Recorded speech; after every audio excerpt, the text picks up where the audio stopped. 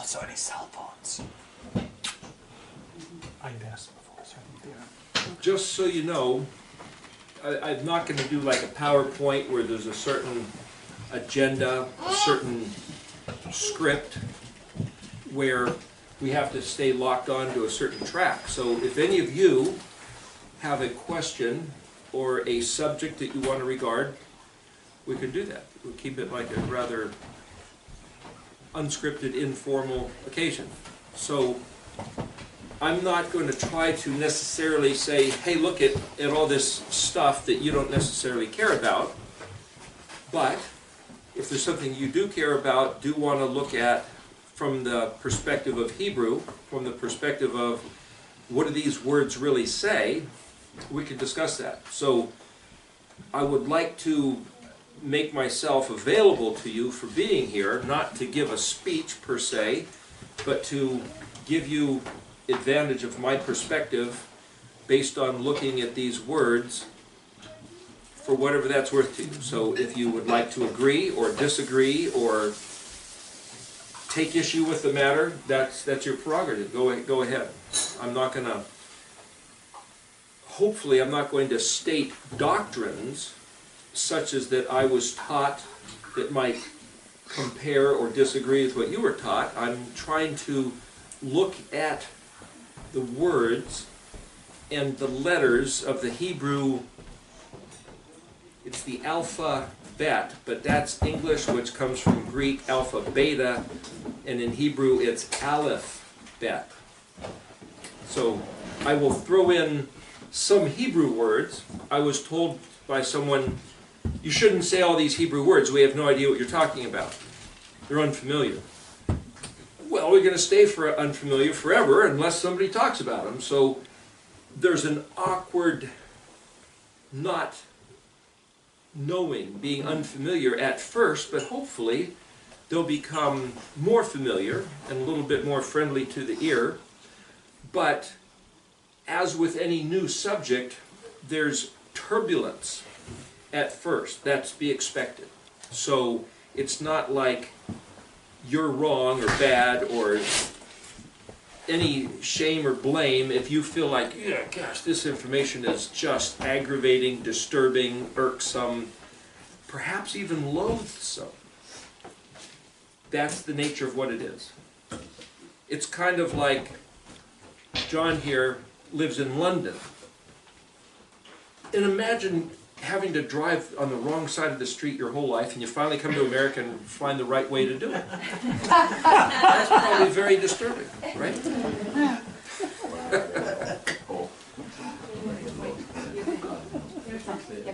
It's that kind of thing.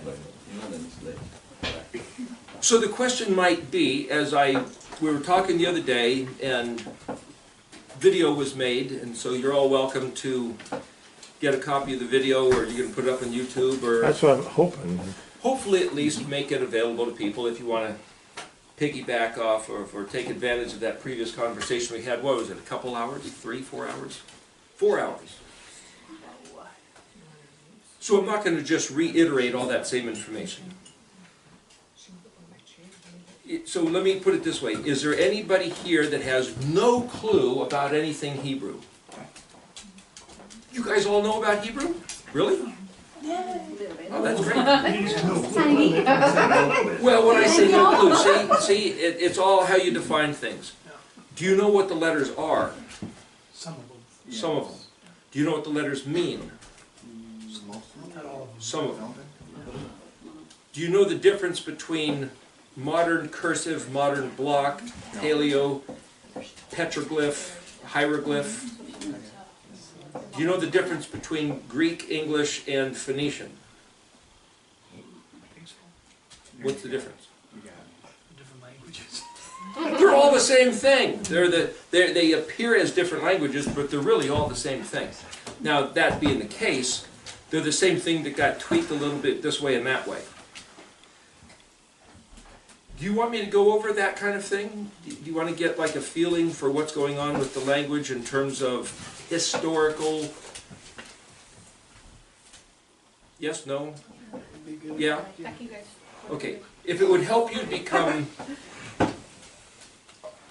if this language stays foreign, then you'll always take it as one of them, you know, those aliens that are invading. Why is this Hebrew language creeping into our country? Well, from what I understand, back when the Pilgrims landed, they had a conversation about what should be the language of this new country. They didn't know they were going to invent a new country at the time, but I think it was between Hebrew, English, and German or something like that. And Hebrew almost like one vote away, but they went with English instead of Hebrew. Yeah, we almost inherited that as our native tongue. There's an interesting verse in Zephaniah. That's one of the prophets. The word Zephon is the Hebrew word that means north, but it also means hidden. Something that's secret, or something that's a treasure, actually. The Hebrew mind works in a different way than perhaps an American mind, or an English mind, or a Western culture mind, or perhaps even a 21st century person's mind. So some people say, well, in order to really understand Scripture, you have to put your mind back into the context of the era, the people group, the mentality in which it was written. And you, just like with real estate, they say, well, the three most important things are location, location, location, right? You've ever heard that? It's like, haha, funny realtor joke. But they'll say the same thing about Scripture. The most important things are context, context, context. Yes and no. I disagree to a certain extent. So, if you go back and say, well, Zephon Yah. Well, first of all, Yah is what they call the poetic short form for what's called the tetragrammaton. Do you know what tetragrammaton means? Let me put it this way. If I ask a question, I'm not trying to trip anybody up. I just want to, if somebody doesn't know, then I'll tell you. If everybody knows, then it's like, okay, we'll just move on. So I'm simply, by asking a question, is just trying to make sure that everybody's on the same page, moving along at the same pace, right? So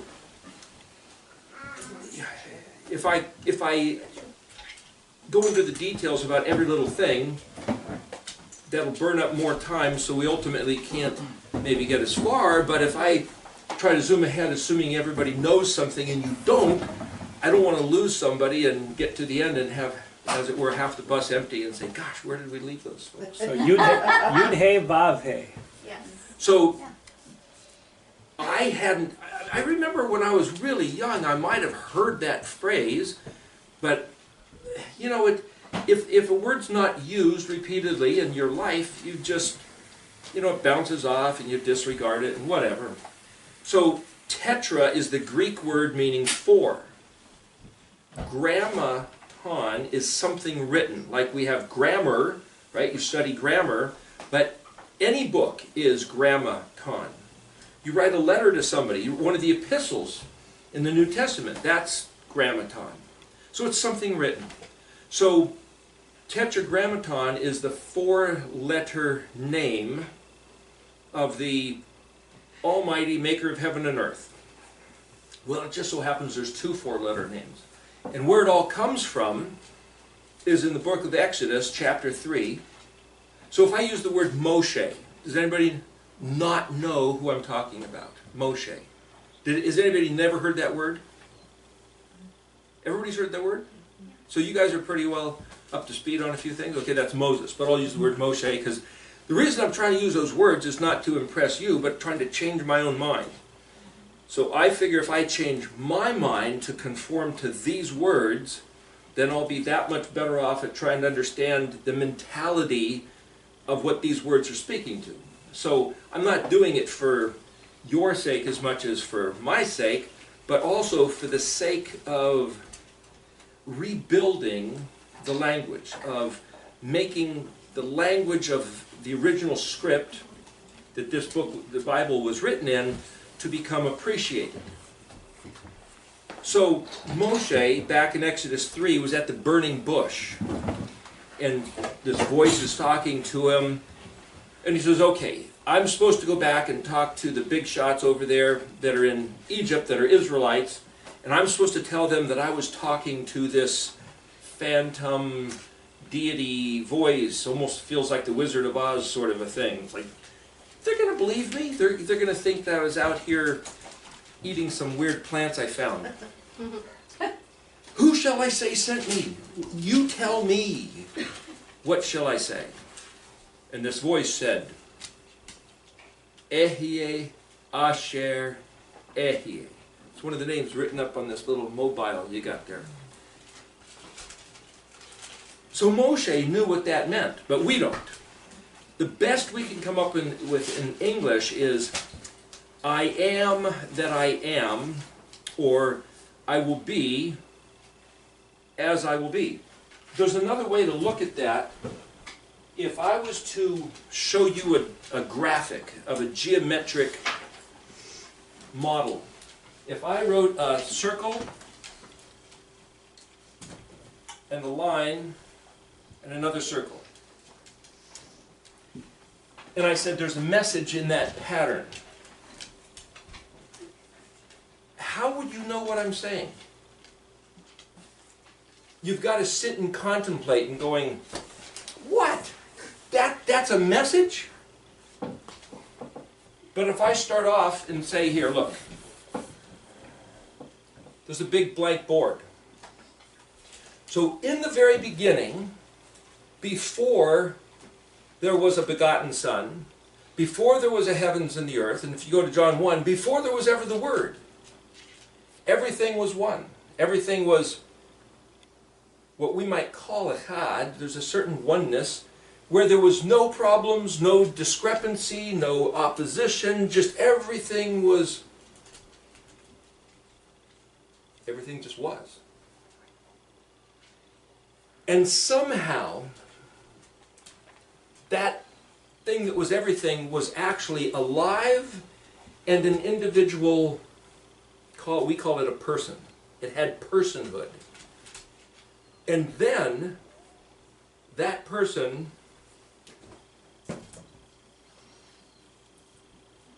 made something. Well, if there was one essence of everything, suddenly that's other. That's different. That's a thing, whereas the oneness was no thing. Now there's something. Is that the same as the everything? You couldn't even say thing because there was no thing. It was all one, and suddenly there's a thing. There's this contrast. There's this thing. So how does that thing that now exists relate to the oneness of everything that was nothing, that was best represented by,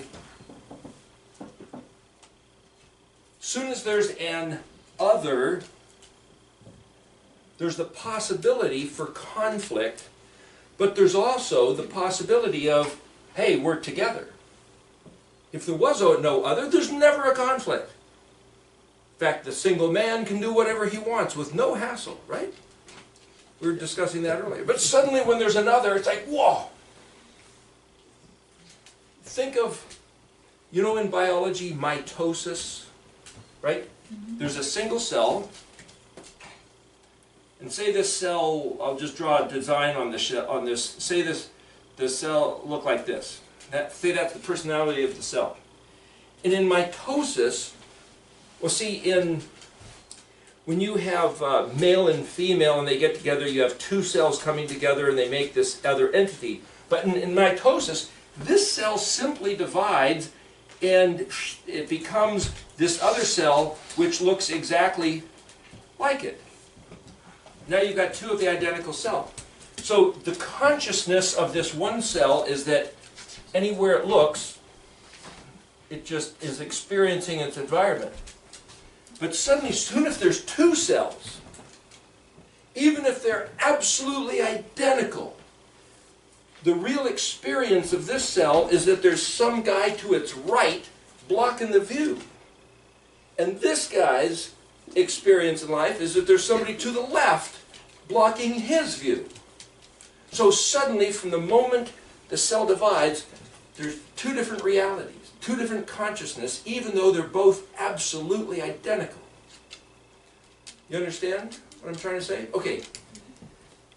That's kind of the experience of there's all one, and suddenly there's an other. So even though some people say, well, and this is some other philosophy, some other spiritual description, that everything that exists is God.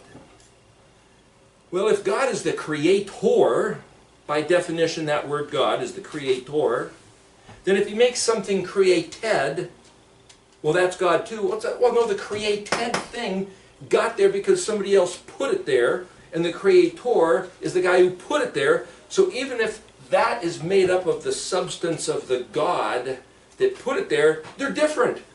Different consciousness, different world, different reality. You got a feel for that? Mm-hmm. Now, what's this business of a straight line and another dot?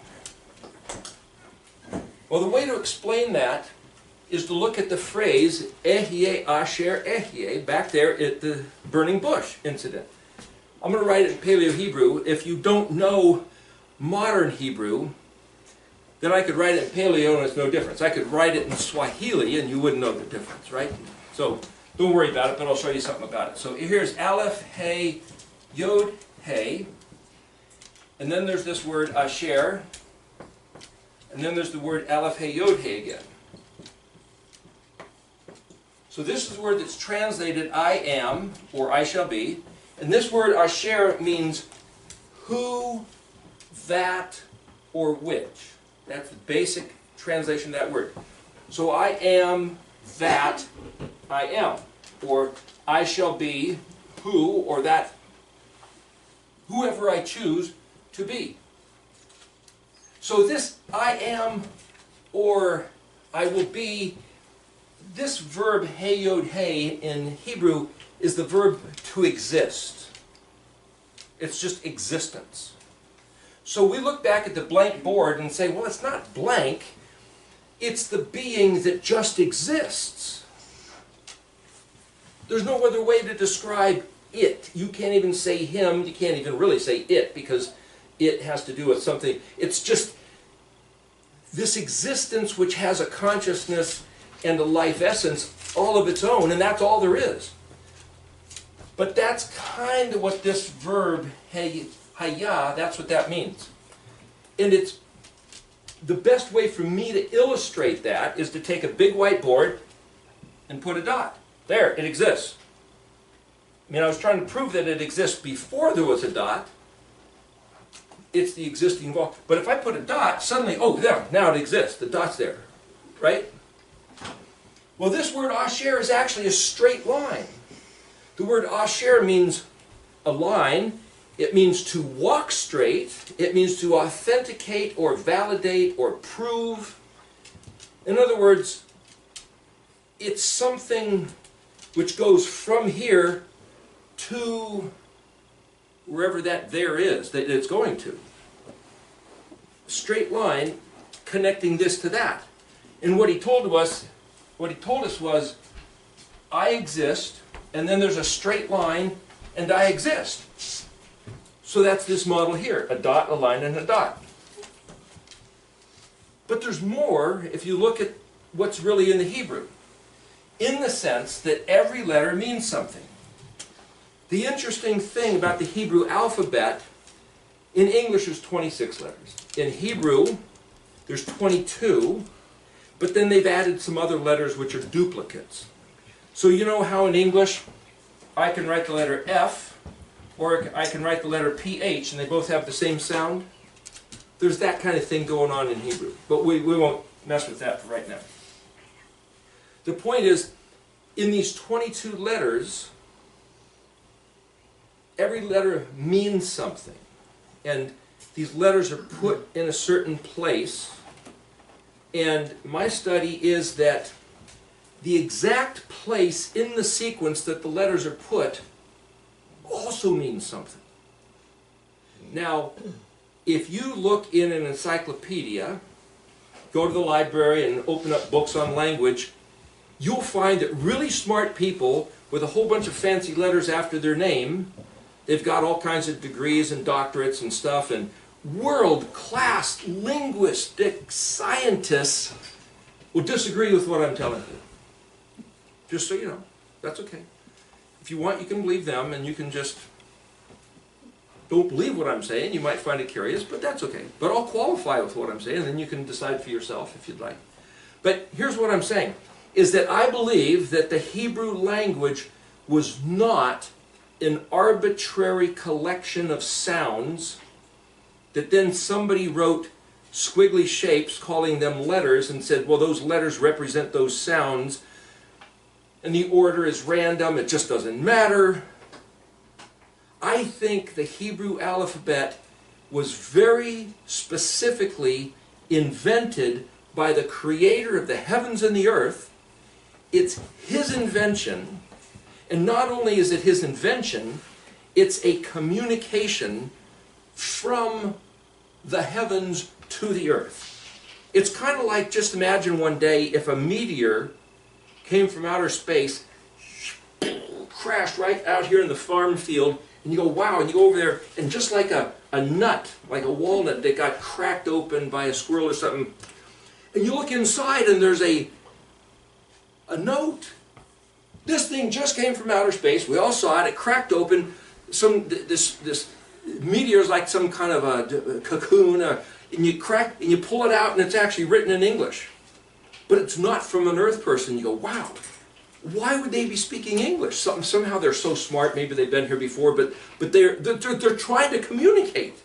Now, you could say, well, that's kind of a science fiction story. However, I think it was in the 60s, the United States sent up a spaceship, and in it was a message. And we thought, you know, if there's any intelligent life out there, if we write the message in, what was it, like Morse code or something? It was a very simple code language, and they drew kind of this little sketch of a man and a woman, and then they drew this other thing that said, look, here's the sun, and here's these other planets, and we're the third rock from the sun. That's who we are, we come in peace, don't, you know, just so you know, we're just saying hello. And they sent this spaceship out, and they're thinking, hey, maybe it'll bump into somebody's planet and they'll find it and they'll say, hey, look, because there's these actual little weird shapes, if they have a certain degree of intelligence, they should be able to figure out that this is a code written as a communication. That's what we were hoping. And if we think that, what I'm suggesting is that the Almighty Creator of heaven and earth, whatever he is, maybe he is some kind of space alien, but he exists on the other side of even this dimension of what we call space. He's on some other dimension. So whoever, whatever he is, when I say space alien, it's just non-human. Somebody out there shot this projectile down, cracked open, and you pull it out, and it's the Hebrew alphabet. That's what the Hebrew alphabet is. It's a communication from another dimension, another time, a different space, long ago and far away, that was dropped onto the face of the earth. And now we're trying to decide, well, what does this mean? Well, I'm trying to decide what it means. Not very many other people are. Some people are. But I'm suggesting that's what this is we're looking at. And it's not just that it dropped on the earth and cracked open and there it is. But according to the Bible, the first man, Adam, that was formed out of clay, I picture it like this. Imagine if you're going to build a computer. You go get some metal and plastic and various parts, and you put it together, you form it. Okay, that's like the clay of Adam. And then you'd have to invent electricity, or you get some power supply, and you plug it in. So now the computer's alive, as it were. That's like the Almighty breathing into this clay and giving him life. But now you have to boot it up with software. Back in the olden days, you had these little floppy disks, you know, and you stuck them in. You don't have to do that anymore. They do that at the factory. But we had these floppy disks that you stuck in, and that put software into the hardware of the computer so that it could start processing information. Well, that's what the Almighty did when He spoke to Adam. So here you have this model. You build the hardware, you plug it in, which turns it on, and then now you have to give it the software, so He speaks. Now, if you read in the King James English, what did He say? Be fruitful and multiply. But He wasn't speaking English. English didn't even exist as a language until about, 500 years ago or so. The Angles and the Saxons came in, and there was these weirdos from the other side of the water, these Normans, and they invaded for a while, and just disparaging the French, sorry. My family heritage goes back to the French, so I'm just being fun. Anyway, the point is, English didn't exist as a language, so He wasn't speaking English. Well, we have the Bible written in Greek. Nah, He wasn't even speaking in Greek. That didn't come until much later also. Nor Latin, nor Spanish.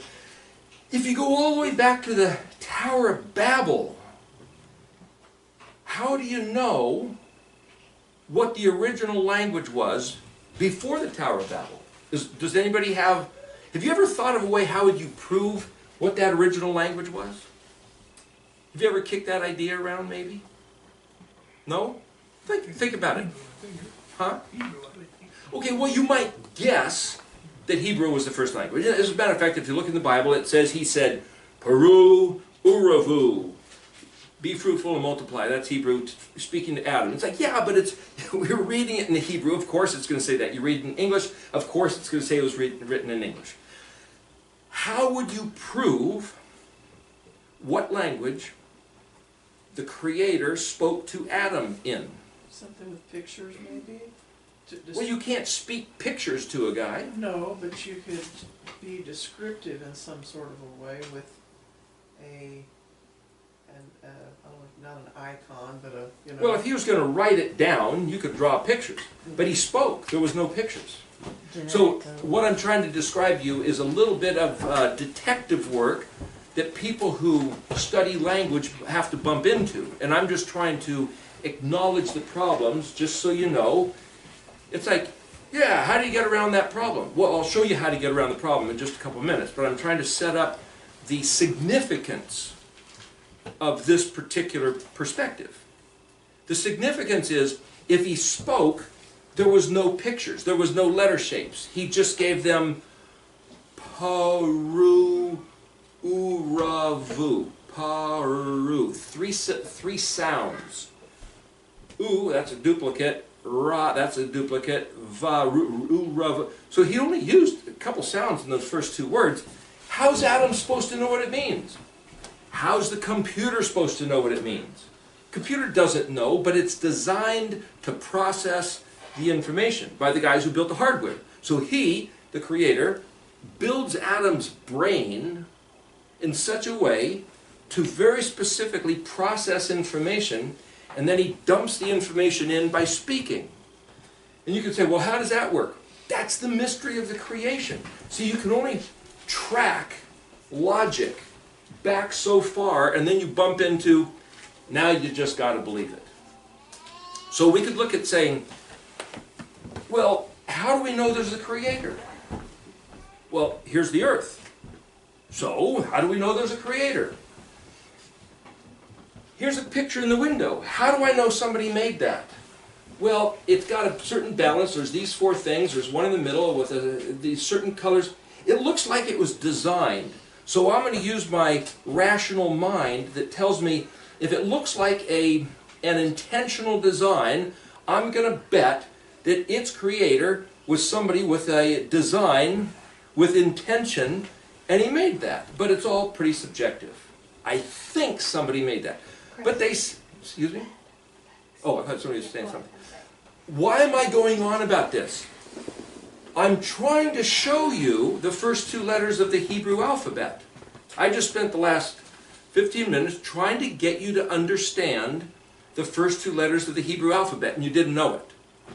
But that's what I'm trying to get you to feel, not just, see, if I said, here, this is our letter A, and you turn it this way, and it's the Paleo letter Aleph, and here's our letter B, our number 2, and here's the Paleo here's the modern letter bet, looks like that, kind of like a number 2. And the paleo letter bet kind of looks like an embryo shape, like a tadpole. And tadpole is put in a body. I mean, I could show you all that, but that's just dry information. I'll show you that if you want. But what I'm trying to say is, I'm trying to give you a sense of what's really behind the Hebrew language. So, to exist, a straight line to exist. But the list letter Aleph in Hebrew doesn't even have a sound. It's the sound of silence. Like the Simon and Garfunkel song, Sounds of Silence. Like this big blank board. You can't even say Aleph. Oh, I just said Aleph. If Aleph represents the infinite unknowable, as soon as I try to describe it, it's no longer infinite, and it's no longer unknowable. I just made it contained and so specific that I can point to it and give it a label and even give it a sound. But that's what the letter bet is. In fact, if you look in Hebrew, Genesis 1:1, the first word is Bereshit. It's called, translated in English, in the beginning. But the letter bet means in.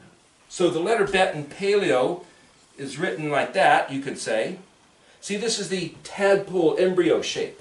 The first thing that develops when cells start dividing is you get the brain, and it forms an eye, and then it extends out the backbone, and then the backbone branches off the arms and maybe legs, and then the tail, and that becomes a vertebrate animal or human.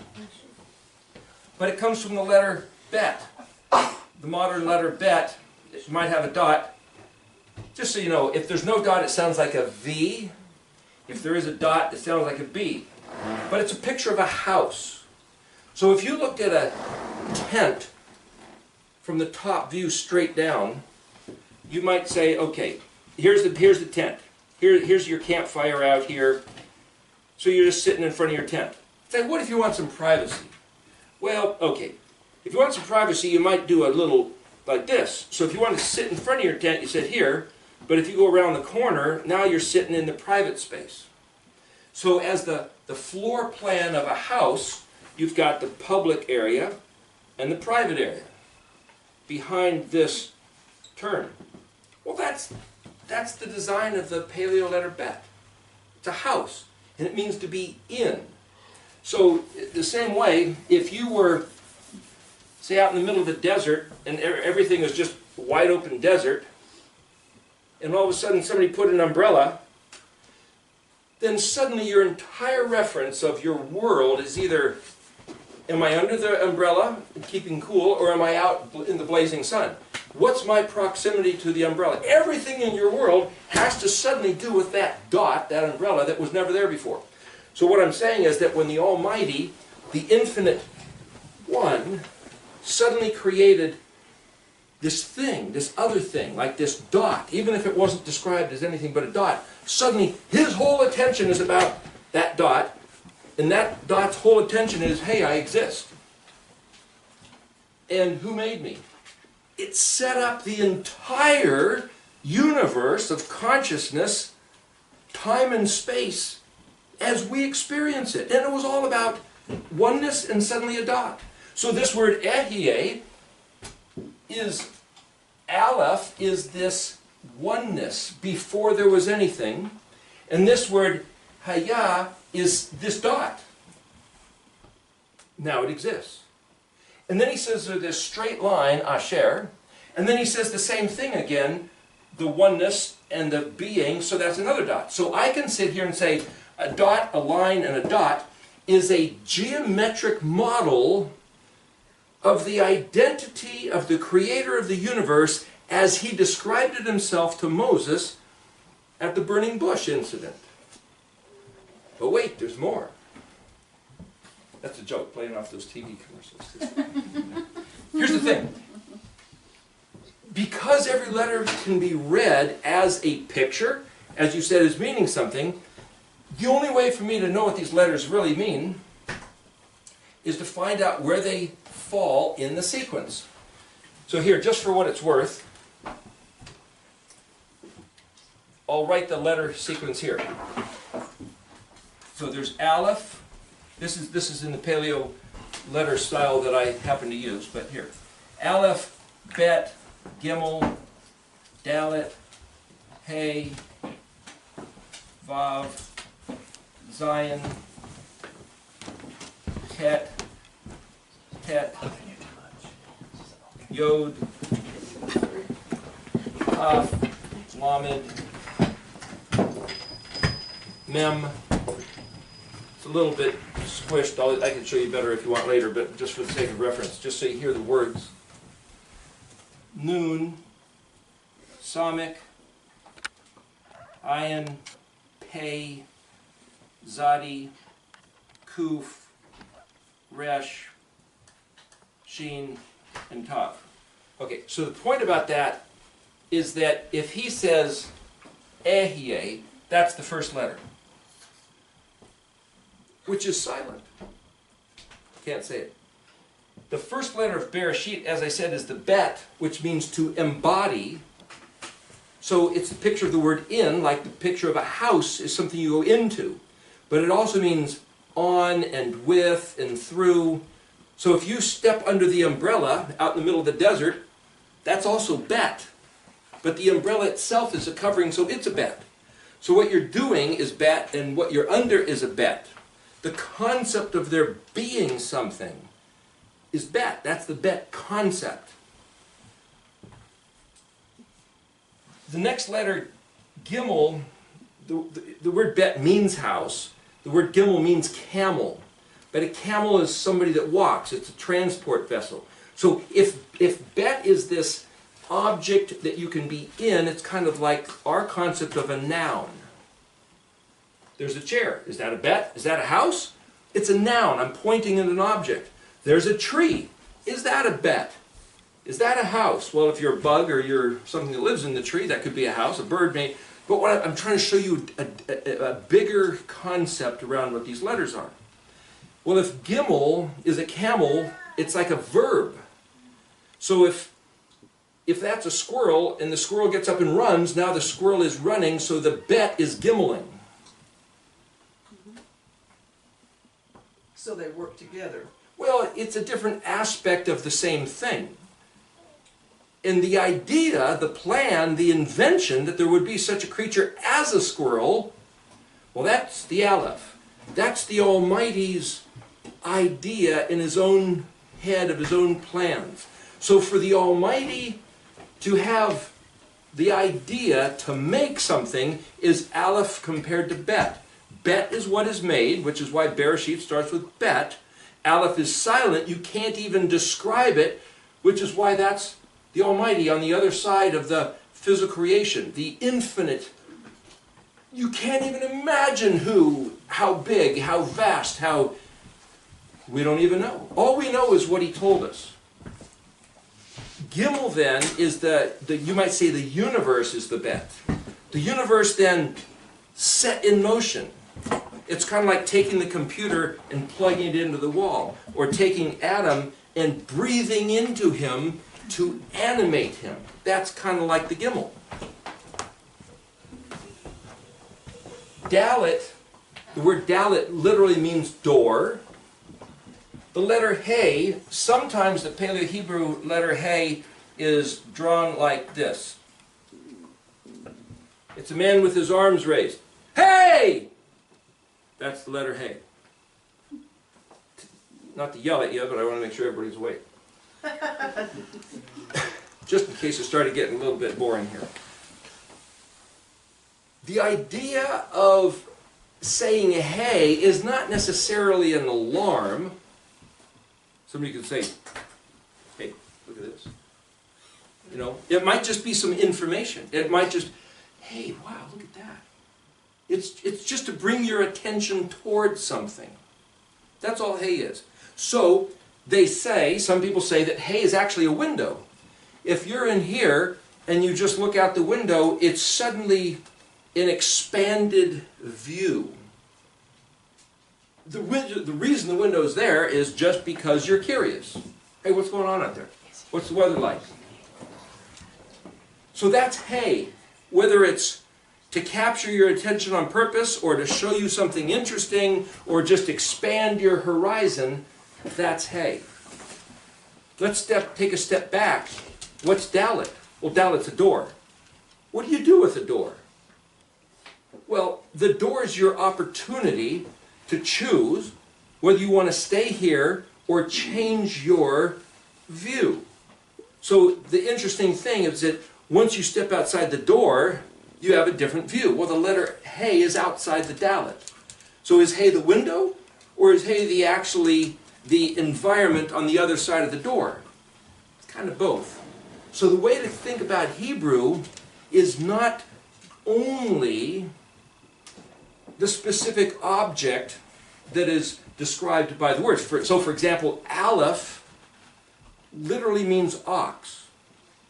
But yet, I've been talking about all these things trying to get you to understand Aleph, and I never told you that Aleph means ox. You could say, well, if Aleph is like this creator before the universe and this blank thing before there's a dot and the guy that decided to make the squirrel run, where's the ox? Did you happen to wonder that? Where's the ox? I can see it right there on your face. Where's that ox? Here, I'll show you another interesting thing. If you take, I'm using different colors because otherwise it's going to get so cluttered you can't tell one from the other. So, not that there's anything special about the colors. But if I was to say, here, look at the guy who picks up the bow and arrow in his hand, the archer, he gets to choose his target. That's why you don't give your teenage sons BB guns, at least not in the city where I grew up. My dad would never let us have a BB gun. He knew we were going to shoot things we shouldn't have been aiming at. And as soon as I got my hands on a BB gun, it's exactly what I did. So my dad was right. You know. But by that time I was old enough I should have known better, and I still didn't. You know, the guy that picks something up, aims at something, and he shoots at it. And the arrowhead kind of looks like this Aleph. And whatever target it is, well, we'll just draw an X over here. Like X marks the spot, that's the target. Guess what? The very last letter of the Hebrew alphabet is called Tav, and it literally means a mark or a sign, essentially a target, or some symbol that represents the objective. So the same way that an archer shoots an arrow at the target, the ox has a brain that was designed by the Creator to uniquely, more than any other animal, when you yoke it up and point it at a mark in the distance, it will pull right to that mark. Kind of like a deer in the headlights, you know, for some reason you shine a light in the deer's eyes and they'll just sit there and stare at it until you run into them, type of a thing. It's the same thing. Their brain is designed to go to that mark. That's from what I hear. If somebody disagrees with me, it's like, well, I'm just telling you that's what I understand, that oxes think like that. And I've read it more than once, so I'm supposing it to be true. Here's the point. If you look at an ox head,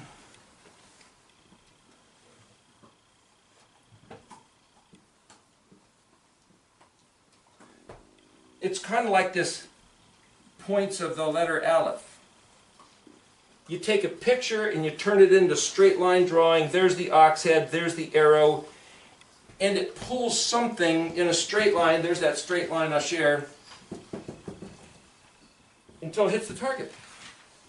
So the Aleph is like the original plan, the original intention, the original purpose that the Creator set in motion until it hits Tav, reaches its destination.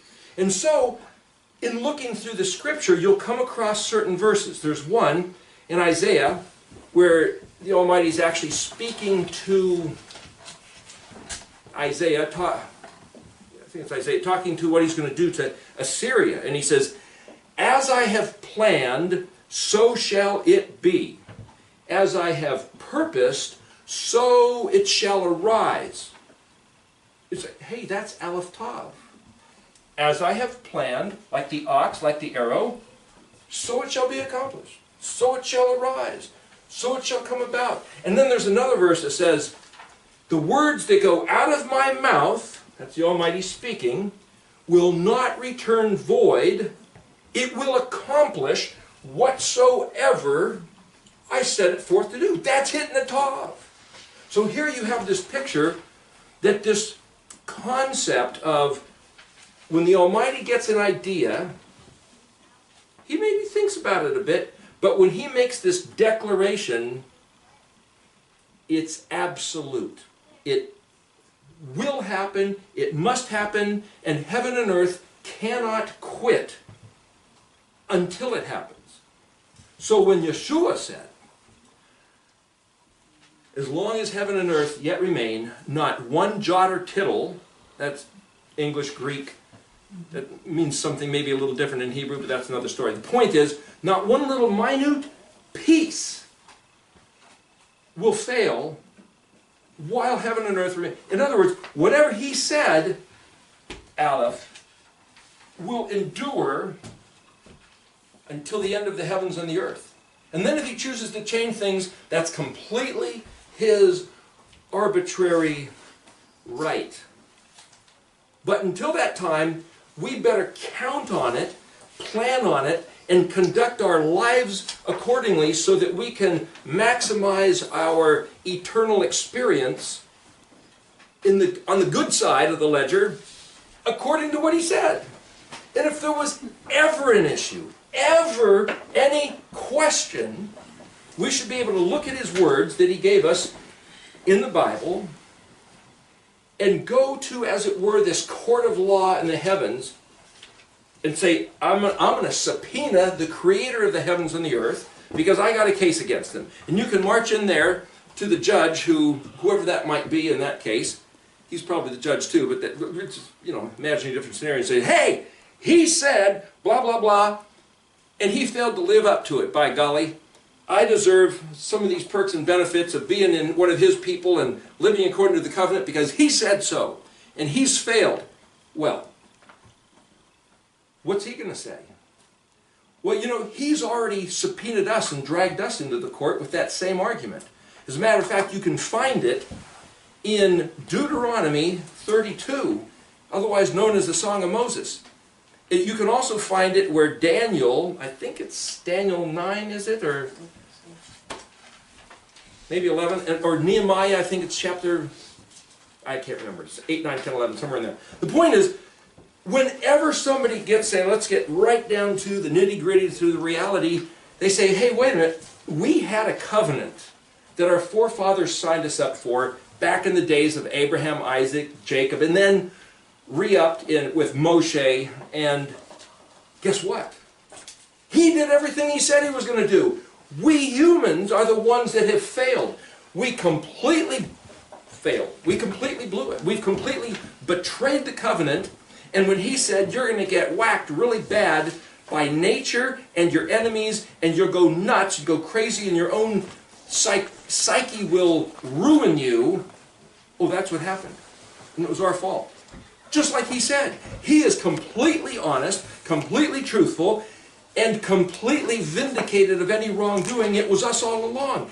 He has done nothing less than what he said, which means for the bad as well as for the good. Only we never got to experience the good, just a little bit, because that was part of the terms of the contract.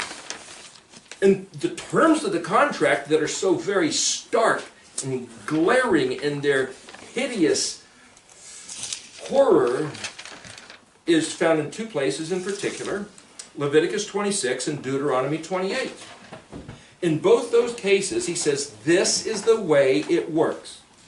If you listen to my words and do what I say, you get blessed, and this is the nature. I'll describe the blessing. And it has to do with nature cooperating, the weather, having your animals and your wives bear children, and having food, and gee, just a nice life. Whoop-de-doo. Well, once you get older, you realize that's a pretty big whoop-de-doo.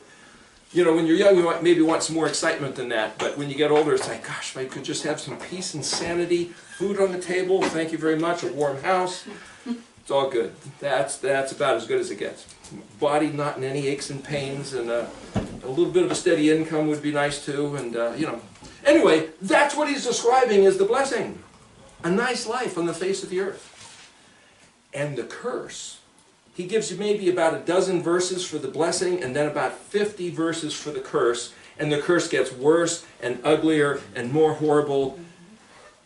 And it looks just like the history of the world for the past at least 3,000 years since the days of David. And it's just absolutely horrible. But that's not the whole story. We'll get to that, but get back to that. But what I'm saying is, when he sets something in motion, that's what it's going to be. So when you go back to the terms of the covenant, the contract, and say, well, what was the contract? We think when I was in about college age or so, I've been going to church ever since I was a little kid. And then there was somebody that I knew for a while, and I didn't know these two people for a couple of years. We got back together and had a supper together at a little restaurant. We started talking. The one guy had been a pastor at one time, and he's doing a prison ministry, and his wife, I don't know how you do that, but she ran off with one of the inmates of the prison. She'd have to go visit him instead of running off, but nevertheless, so he's now, oh gosh, you know, and he's raising his two children by himself, and he's like, I met her at another church, but now these two are together, and we're sitting there talking, and he said, you know, I'm tired of this whole God church business. I'd like to laugh at the jokes that he worked at building maintenance, you know, running air conditioning and heating stuff, and he said, I ought to be able to laugh at their jokes and have a drink with them, and it's like, what? You're turning your back on the kingdom of heaven forever for laughing at a stupid joke? Really? What? And then she said something, says, well, you know, we're not sitting in church, you know. It's like, well, you know, this God, he's kind of a dirty rat. He just doesn't live up to what he says. He doesn't do what he promised. Go back and read some of the things that the church, in my experience, didn't read so often. You know, such things that I just mentioned, the Song of Moses, and what Daniel said, and what Nehemiah said. And what you'll find is, there's this verse. Some of these verses, I have to look them up and tell you exactly where they are. But there's one in the Torah that says, the enemy you see coming at you is your own finger until it like touches itself in the mirror. This was right in the place where it was talking about how Amalek came and attacked the tail end, the stragglers of, you might say, the children and the ill, the weak, and it's like, wait a minute, you telling me every enemy I have is myself, my own finger, in the mirror, touching itself. That just doesn't sound fair, doesn't sound right, doesn't sound true. But that's what he said. So in some reality, in some way of describing how life on earth works, that's what he said. And instead of me saying, well, he's a dirty rat, he's just lying, he's trying to pull a fast one, he's telling us the way the world works. What does that mean? I can look back at some enemies that I had in life, and it's like, somebody broke into my car and stole a bunch of stuff. How is that? I never broke into somebody's car. How is that me? Well, that's a question. For me to use that as a doctrine and disagree with the Bible, so I have to be able to count on something. What I'm saying is that our real experience, we now have to take an interface and somehow plug in and cause it to jive or mesh or like synchronize gears with what the scriptures tell us. So the study is, what the heck is going on in this place? What he designed to exist is what exists and will continue to exist. So if we can figure out what this is, what is this arrow, this ox, this aleph, if we can figure out what that is, then we should be able to use it to have a good life, figure out how to have not only health, wealth, success, but also into eternity. If we can figure out what this thing is here, that we can count on still exists forever until he makes it new, and then he'll take what we did and bring it with us somehow. We're going to wear whatever we make for ourselves in this life, we're going to wear it unto eternity. Wow, how do you make sure you got the best possibility then? That's what this is basically about. Being a butterfly. Excuse me? Being the butterfly. What he's saying is the caterpillar. You might say, come on, does a caterpillar know that it's going to become a butterfly? It does got no parents, it doesn't go to school, nobody's to tell him, here's a picture of where you came from and where you're going, and be brave little caterpillar, you'll be... There's nobody teaching the caterpillar, it just walks around chewing on green things.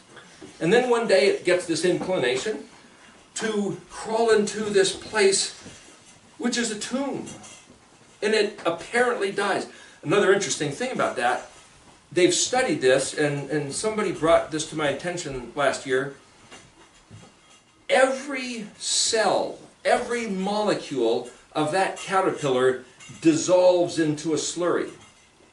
Not one piece of the caterpillar becomes the same piece of the butterfly. So the leg of the caterpillar doesn't become the leg of the butterfly. It completely dissolves into a soup. And then reforms into a butterfly. So do you guys have a place called Mongolian Grill around here? Remember that? Yeah? So the thing about the Mongolian Grill, you walk in there and you say, hey, I'll have some of this and some of this and some of this. You can take whatever you want. And the guy says, okay, that's it. That's what he jumps it on the big grill and cooks it up and say, okay, that's your meal. That's yours. So it's like the caterpillar that walks around and says, I'll eat some of this, I'll eat some of this, and I'll eat some of this.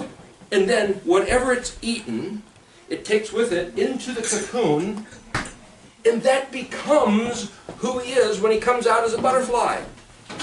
No more, no less, other than what he chose to eat. So the picture type is that in this life, as we sit here and say, do you want to learn how to play music? Do you want to learn how to draw pictures? Do you want to learn Hebrew? Do you want to go goth for a little while and paint your fingernails black or whatever it is? You want to drive race cars, you want to ride horses, you want to go tackle a kangaroo in Australia, whatever it is you choose to do, is you, like the caterpillar, eating what this life has to offer on the buffet, and then you die, you go into your tomb, and on the day of resurrection, whatever it is that you took into your consciousness is all you have to become unto eternity. Now we say, oh boy, good thing he makes all things new. Yeah, but why am I coming up with this? Why do I say these words? How do you know you can trust me? Because that's the picture that's embedded in this alphabet right in here. And I can describe that as part of this study, but I'm not trying to tell you my imagination. I'm trying to tell you what I read in this alphabet, which happens, I think, this alphabet is the progression, the arrow, the ox flies until it reaches the mark.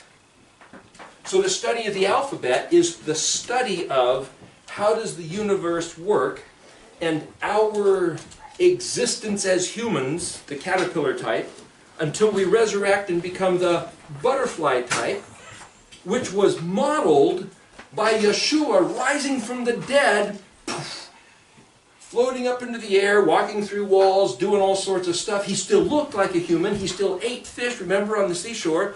He still walked, but then he was talking to the guys on the road to Emmaus, and he got there and he broke the bread and poof, disappeared, and he ends up, some people say he ended up in America. Hey, he could go anywhere. He had what, 40 days? He could just wander anywhere he wanted to without being limited to a physical body with time and space. I mean, who knows what he did? The point is, him resurrecting as the butterfly type is this letter right here, and him going into the cocoon is this letter right here. So as we study the alphabet, we're actually studying all things. All things. Math, chemistry, physics, psychology, sociology, biology. All those studies of everything is packed into this Hebrew alphabet.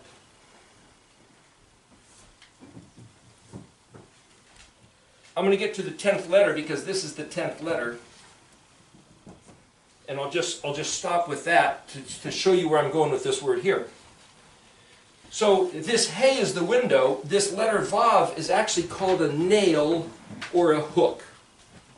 So if I want to take my coat off and put it somewhere, I can drop it on the... What if I wanted to hang it on the wall? Well, I drive a nail in the wall and hang a hook. Hang it as a hook with my nail, my coat now attached to the wall. Okay, it's a nail or a hook. People will say vav is a man. How is a hook a man? If I wanted to attach my hand to a knife, what do? Oh, I put a handle on the knife so I can grab the handle of the knife. So the handle of the knife is what attaches me to that sharp blade. So I can point to the handle of a knife and say, well, that's a vav. If I want to connect here to Madison, what do? I hop in my car and I drive on the road. Okay, so the road with my car is what attaches me to that place from here to there. So I could say, well, the car and the road is a type of vav. If I want to be from this side of the river to that side of the river, I make a bridge. So the bridge is a type of vav. So the bridge, in some people's mind, they'll tell you, it means nail and shut up with the rest of it. Okay, whatever. But the concept of the vav is something that attaches this to that. And it can be anything you want. Because it's the concept of attachment. Okay, so, what is man attached? They see man as the number 6, right? Book of Revelation, the number of man, 666, right? Okay, forget the 666 thing for a minute. What does man attach? You have an idea? I see your hand moving around. So what is man attached? There's no wrong answer. Just say, I know I'm picking on you, but this just you caught my attention. See, my attention was attached, vav, because you moved, just like a squirrel in the bush. You're the hunter. If the squirrel moves, bam, got it. You know, same thing. What does a human attach? What to what? What do you think? I don't know. Well, here, I'll give you a guess. You mean, what does a human attach to?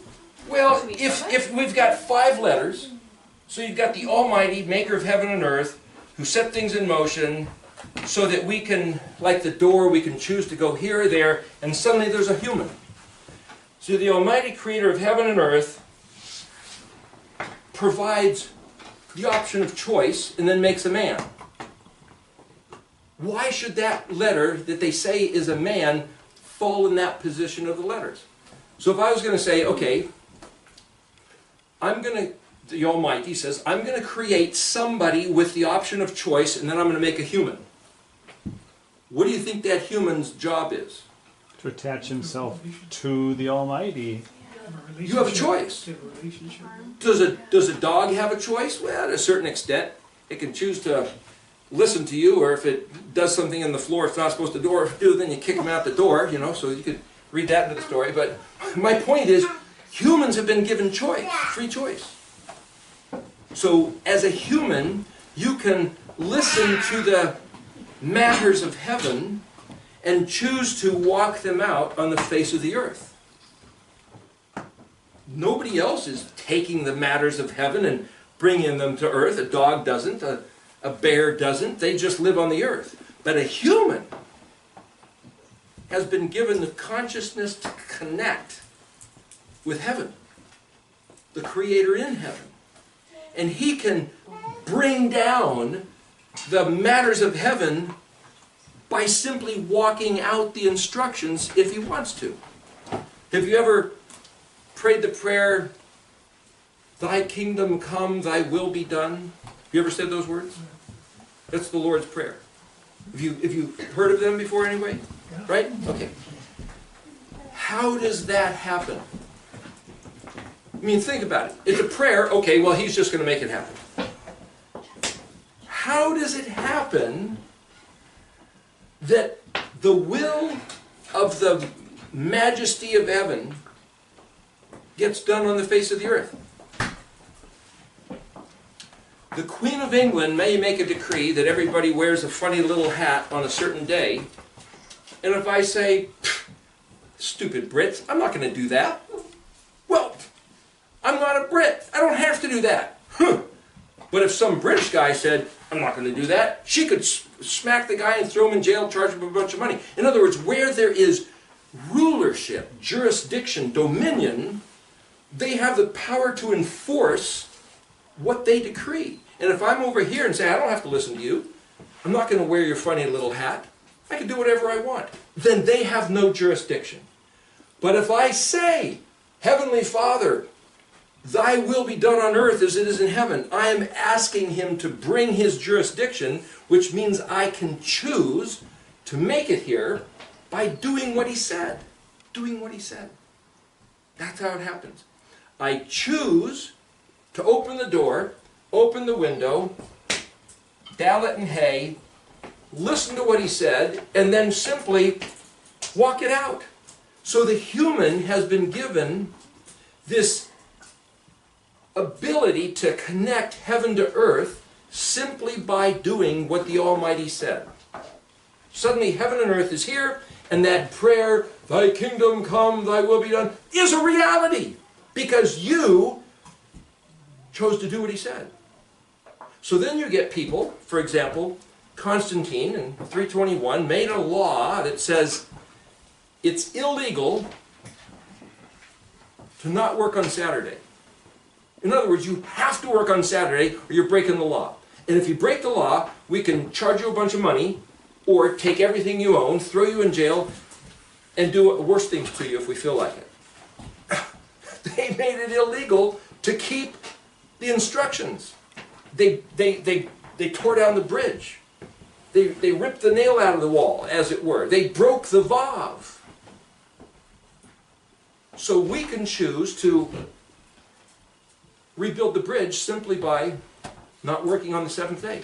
The reason we're here today, in this culture of America, this year 2018, hardly anybody other than the Jews care a whit about the Moedim. They just don't care. It doesn't matter. It's not that they hate it. Some people hate it. But they just don't care.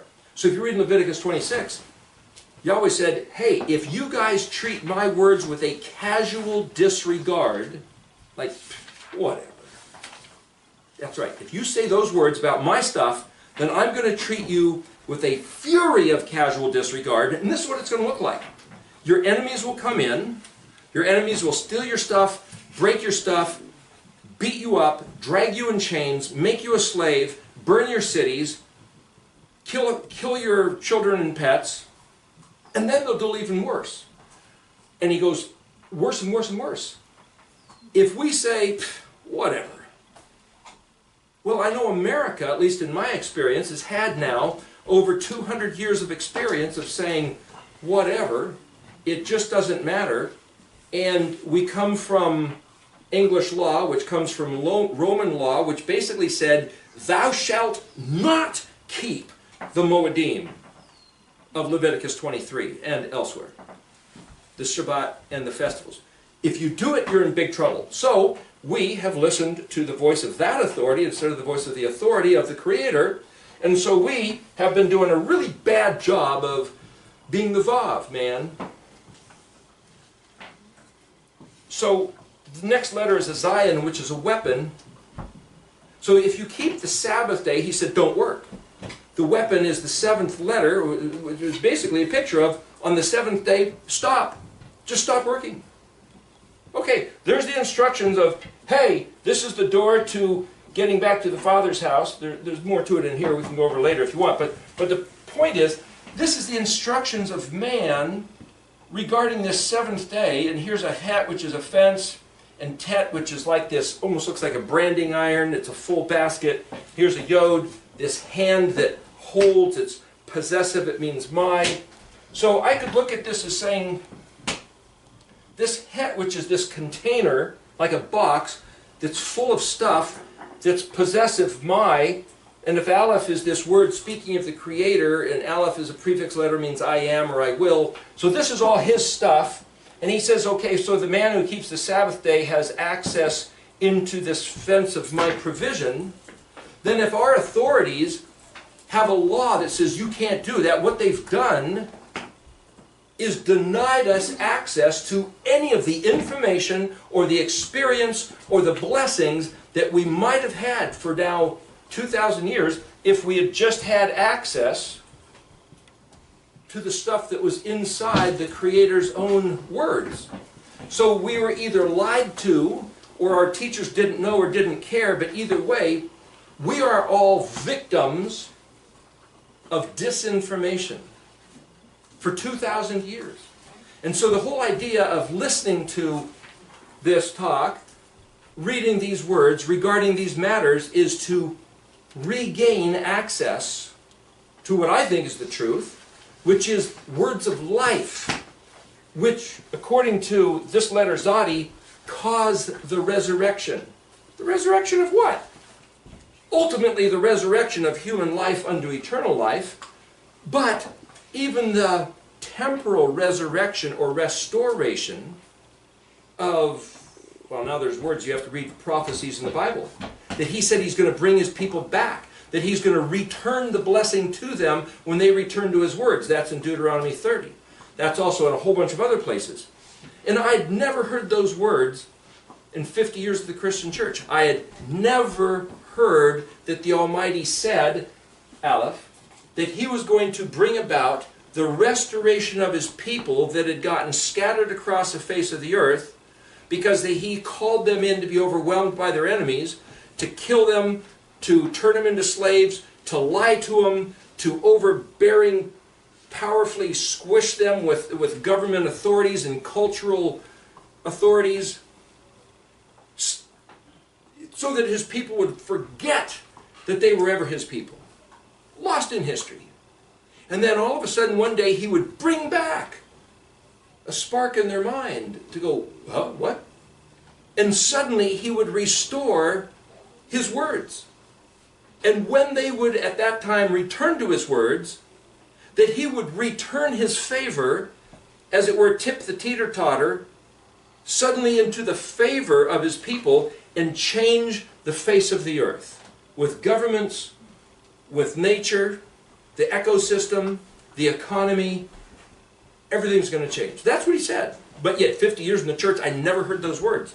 And so, I think, because the message is in these words, that if we learn these words, we'll realize how to play into the message. Very similar to Joseph being sent to Egypt. The Pharaoh had a dream, and Joseph interpreted the dream, and the Pharaoh said, well, gosh, Joseph, you interpreted the dream, you obviously have favor, why don't you run it? How's this going to work? Well, we have to realize what the dream said, play into what the dream said, so we can maximize our opportunity, so that when the reality happens, we'll be in a perfect position, and everything will go great. That's why the Elohim gave Pharaoh the dream. Not to ruin him, but to give him success. So this Aleph Bet is like the dream of the Pharaoh that he has provided, saying, this is what I'm going to do. And if you guys, it's like surfing. There's this swell of the water, and if you're out there and you can feel this swell coming, and you start paddling, and you can catch a thing right there. A little too much or a little too far back, you miss it, but right there's this sweet spot. Boy, you catch that. I believe that's what this is. I believe that that's where we are right now, and the whole idea of coming back to these words is this is the catching of that wave. And that wave is what's prophesied for the restoration of Israel. The 12 tribes who were lost coming back in a confederacy unto regarding his words. This is not like the nation-state of Israel, where I've heard it said, maybe wrong, but I've heard it said, that 80–90% of the people over there care nothing for the Torah. And the ones who do care for the Torah have done their own thing with it. And it's like, I don't know. That's, you hear stuff, you know, whatever. But how can anybody say 90% of the people care nothing? Well, come to America. Oh, we're a Christian country. You know, apparently on the UN books, America is listed as pagan. That's the religion. Not Christian. And you can say, well, we're all a bunch of Christians. No, we're not a bunch of Christians. And even if we were, 40,000 denominations, Catholic, Protestant, and Orthodox, those three don't agree at all. Then you got the SDA, you got JW, the Mormon, and these other, it's like, There's no way to classify, so nobody knows what's going on, but I suggest that the truth is in these words. That's what's going on. So the point is, if this 10th letter is the yod, which is a working hand, that as a suffix letter, this is not a suffix, this is the suffix, but as a suffix letter it means my. This is mine. Hey is to reveal, like the window. And this other hey is to reveal. But this letter at the suffix literally means to as expressed. So what is in this word ehye? The one who has the plan revealed the plan into what his hand made, which is creation. And the way that creation is expressed is exactly what he planned. So much that it's a straight line for what it is you experience. The experience of the reality of this can be directly related back, straight line, to the fact that what we can determine is what is made, is what was planned by the guy who planned it. Ehye, asher, ehye. What you see is what you get, kind of, sort of, but it's more like what you experience. It is because it was made to be that way as a very definite straight line by the guy who thought it all out, planned it all up, and built it to work exactly that way, so consistently that you better bank on it and bet your life that it's true from the beginning, before the world was made, until the time when he says, that's it, I'll make a new heavens and a new earth. And Yeshua, the Vav man, came down here as a man to show us and enforce and reiterate and bear witness that what was said in the Torah to Moshe, to Abraham, is exactly the truth. And when he rose from the dead, he's saying, see, this world is not all there is. There is beyond. This is the proof of it. Now I'm going to prepare a place, and when I come back, I'll take you there. Now, come on. How do you know that's true? It's right there in the alphabet. Here. This is a way to read the alphabet. And I don't want to go on too long, so we might want to take a break after this or something, unless you guys have questions. But here's the point. I'm going to show you how to read the letters of the alphabet. Just to make it familiar to you, I will first read the letters of the alphabet with what they mean. The word aleph literally is the word ox. The word bet is house. Gimel means camel. Dalet is door. Hey is the word for the. So when you hear Hashem, it means the name. Hashem is name, so hey is the letter for the. Vav is a connector word, so it's typically and, but it could be but, if, however, therefore, when, what. It's used different ways. It's a connector, a conjunction. Zion is a weapon. Het is a fence. Tet is something round. They say it's a snake, but sometimes snakes go around. So it's just something round, like a full basket. Yod is a working hand that grabs a hold of something. Kaf is an open hand, an open palm, which is a cover, or like a request, sort of a, it's lines. Lamed is a shepherd's staff. The word lamed means teach and learn. Mem is the word for water, but like water, it's an environment. Nun is something that lives in the environment and jumps out. They say nun is a fish, but the word dog is actually fish. Nun is something which multiplies, it's more of an action. So just like a fish jumps out of water, a baby is born out of a womb. There's that picture relationship between Mem and Nun. Samik is like a trellis, or a power pole, or a clothesline. The easel, those are all Samik pictures. Ayin is an eyeball, which has to do also with weigh, balance, determine, understand, evaluate. Those are all ayin things. Pei is an open mouth, or a mouth that opens, or like a river coming to the sea, and you'll have the delta where it opens up. That's a pei. Zadi is a sprout, like a resurrection. They say it's a hunter or something, guy on his side with his knee up in the air. That's a picture, but it's something that sprouts. So Aaron's rod that budded is a Zadi. Kuf is the back of a head, or the sun on the horizon. The word Kof is monkey, so it's something off in the future. Resh is an exalted man, like the butterfly type that comes out of the cocoon. Sheen is teeth and fire. Shine, devour, like teeth coming against each other. And Tav is a sign, or the target, or the mark at the very end. So if the Almighty Himself, before there was the universe, so Bet, Bereshit, starts with the Bet, because that's in the beginning. Gimel is a sent one, like the camel, a voyager. Dalet, you could say, like if you had an hourglass, you have this area, and then you have that area. So this stuff goes down to this stuff. There's this doorway of transition. Dalet is like when you have two roads joining together, you'll see a yield sign, like a red triangle. It's all the same sort of picture. So Dalet is this place of transition. So we could say this is the heavenly realm, that's the earthly realm. So coming down to the earthly realm. So here's a giant assumption that I'm going to make as a declaration, as if I believe it is true, which I do, is that the word Aleph in the beginning is self-referential. Meaning, whoever concocted this alphabet, the Aleph is referring to them.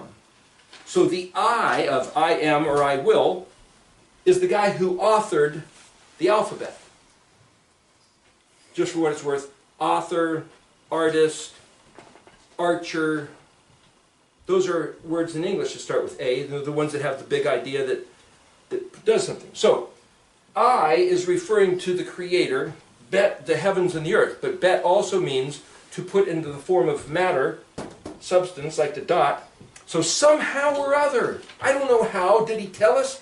Somehow or other, this guy is going to put himself into the form of cosmos, matter, materialize, coming into the universe as the voyager from heaven to earth that would be revealed looking like a man, distinguished.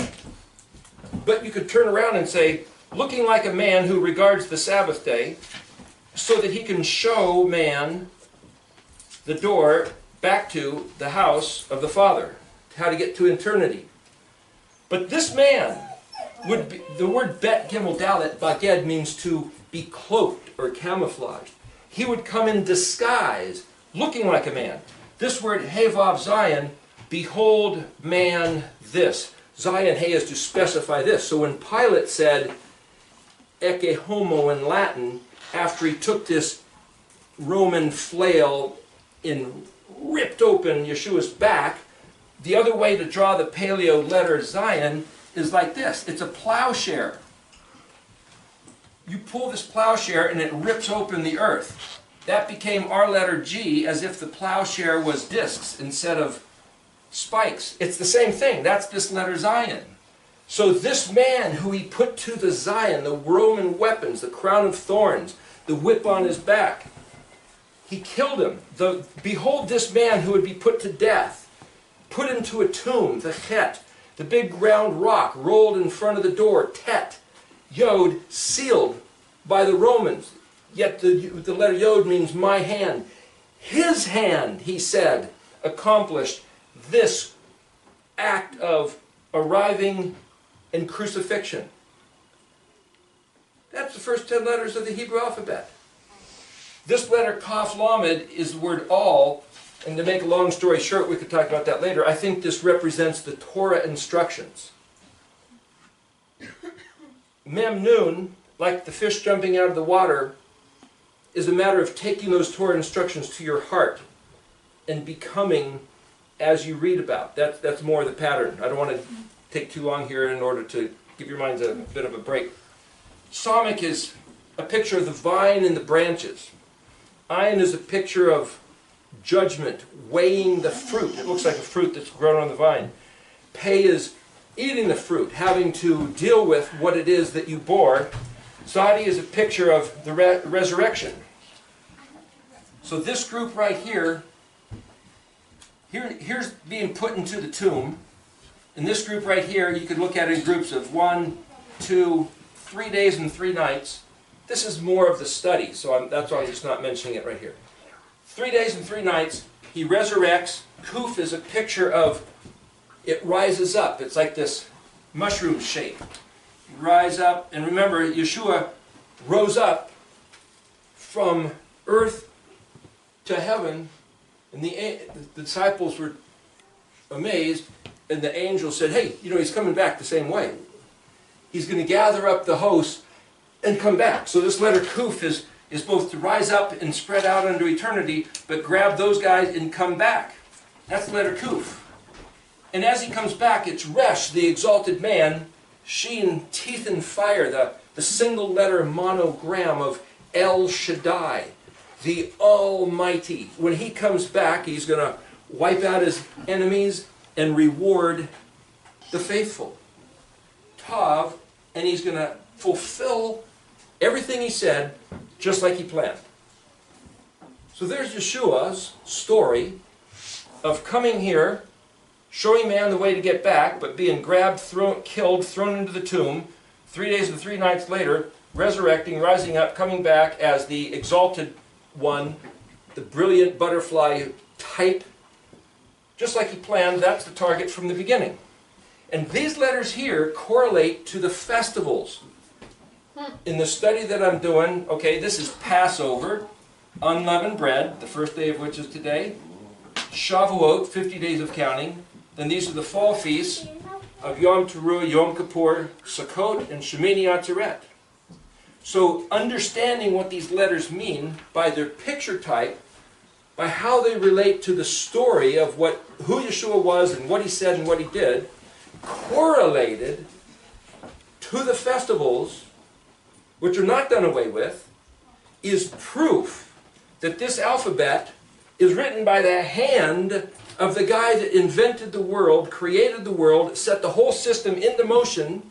Yeshua came validating the festivals and living them out, proving that this alphabet was his, proving that the Sabbath day, represented by this letter Zion and this letter Zadi, are an integral piece of the alphabet which was, I believe, used to create the entire universe. This alphabet was used to create the universe. You go back to John 1. We'll do this real quick and then we'll take a break. John 1, think of it as a riddle. In the beginning was the Word. Okay, now I'm going to ask you, the riddle is, what is that word? Okay? In the beginning is the Word. So the Word is with Elohim. With, remember, is the letter Bet, because that means in, with, on, among, through. It's to be an object. But it's not.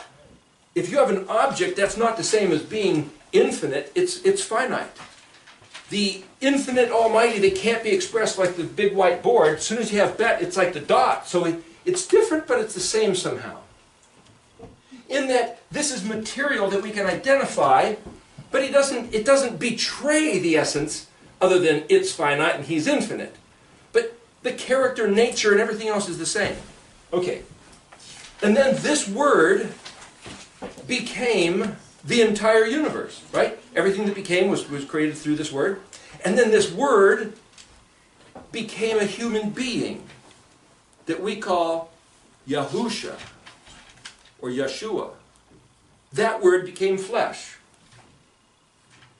Now, if we humans that are made, we're composed of this word, just like the caterpillar. Whatever the caterpillar ate becomes the butterfly. This word became human. So humans are composed of whatever that word was, so that when we look back through the word, we can see Elohim the Creator. Because he invented the word as a projection of himself, and then through that word he projected the physical universe. So the physical universe fits this word like a hand in a glove. And so the mentality, the spirit, the soul, the thinking, the physical being even of humanity fits this word. And humans are the pinnacle of creation, and Yeshua is the archetype pinnacle of the pinnacle. He's that word in perfect form as a human being. So when we look to him, we can see that word in human form. So what's the word? What is that word? You got any ideas? Anybody? Yeah. Well, the Aleph, becoming Tav, is that word. So it's the whole alphabet. The Hebrew Aleph Bet is that word of John 1. That's in my logical processes. But then you try to fit it together and tear that apart. In other words, try to find a way that that doesn't work. I can't find it. Every process of logical analysis, of trying to dismantle that equation, as it were, I can't break it. So I think that the Hebrew alphabet is that word of John 1. What that means is, if we're studying Hebrew, the alphabet, we're studying Yeshua. We're studying Elohim. So We're studying His Word. his heart, his mind, his instruction, his wisdom, his perfection. All of that. And if we walk out to festivals, imagine this. Then that means these festivals are Him. They're like His internal organs. It's His guts, it's His thinking, it's His DNA. So for us to observe the first day of unleavened bread, for us to observe Passover, we're joining Him being Him. So He gave us these things to be just like Him, one with Him, echad with Him, which was the prayer of Yeshua in the garden, and for 2,000 years it's been denied us. It was lost. It was illegal. Thanks to Brother Yehuda for retaining its integrity. But now we can make it our own. We don't have to copy these guys or obey the rules. You better not. And it's like, what? Shut up. I'm going to do what these words say because it's Him and it's the provision He made for us to walk with Him, be with Him, think like Him. So my take is that as we think in Hebrew words, we're thinking like Him because the Hebrew words compose the thoughts that He had, that He put in this form, that He projected down to us. Well, He has other thoughts too. Deuteronomy 29. The things that He did not reveal, well, that's His business, they're His. But what He did reveal is for us and our children to keep the words of this Torah. Why? Because it's being echad with Him. The prayer of Yeshua in the Garden of Gethsemane is, though, that pray that they would be one the way we are one. And Yeshua said, I only do the things I see my Father doing. I only say the things I hear my Father saying. This is the stuff. This is the stuff He said and did. This is the script. This is the map. This is the path. And yet, every church I ever went to cares nothing for this stuff. So to have the mind of Yeshua, we would, if we consume this, partake in it, that is how we develop His mind, so we can be like Him. Let this mind be in you, which was also in Yeshua. So, make of it what you will. The burden is on you to pick it up and run, because it's your life and your eternity. But here, I believe, is the truth revealed, and what I was going to read in Zephaniah 3:9.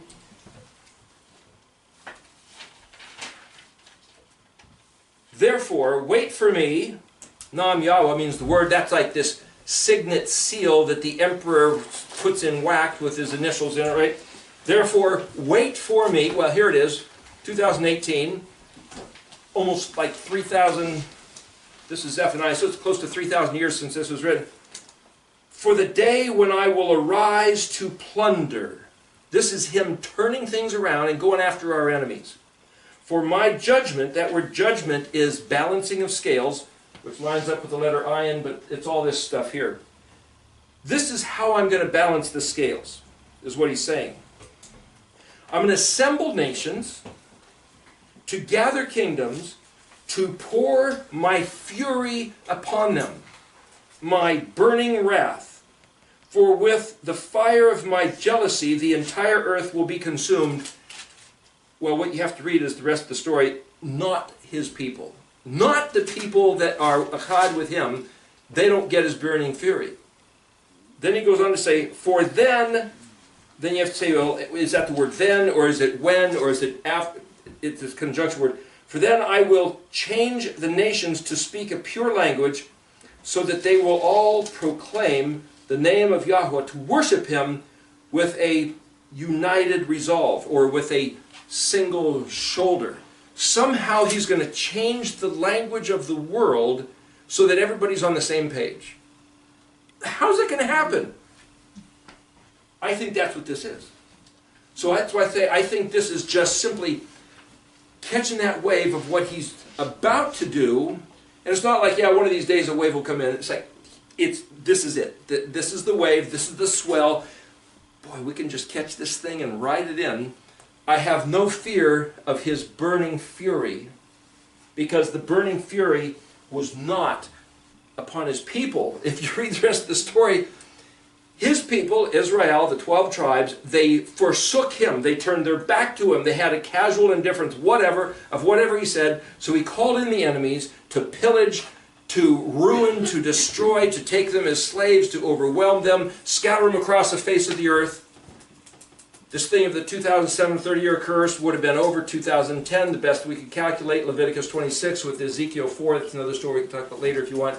But as of 2010, jail sentence done. So here we are coming back. And he says, when you guys come back, Deuteronomy 30, which we're going to talk about if you want, then he's going to pour all that fury on the people that harassed us for the last 3,000 years. Fury to him is, you don't want to be there.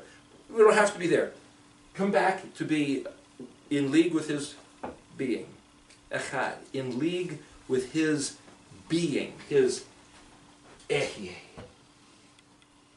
So that's why, understanding this, I think this Hebrew is such a great thing, and why I'm here to say, hey, look, like he said. So, does anybody have anything they want to ask or say or anything? Hallelujah. Yeah. Who makes rock side?